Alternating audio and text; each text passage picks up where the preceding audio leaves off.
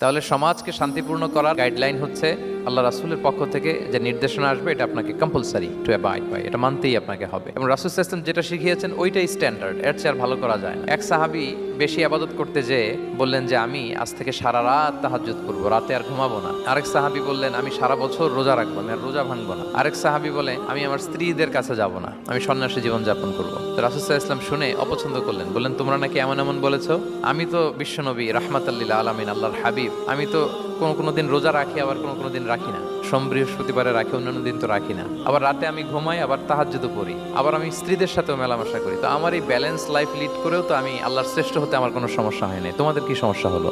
সুবহানাল্লাহ। দেখেন, ইসলাম খুব ব্যালেন্সড অ্যাপ্রোচে বিশ্বাস করে, ভারসাম্যপূর্ণ জীবন বিধান। তার মানে রাসূল সাল্লাল্লাহু আলাইহি ওয়াসাল্লাম যেটা শিখিয়েছেন ওইটাই স্ট্যান্ডার্ড। আপনি কি রাসূল সাল্লাল্লাহু আলাইহি ওয়াসাল্লামের চেয়ে বেশি মুত্তাকি হতে পারবেন?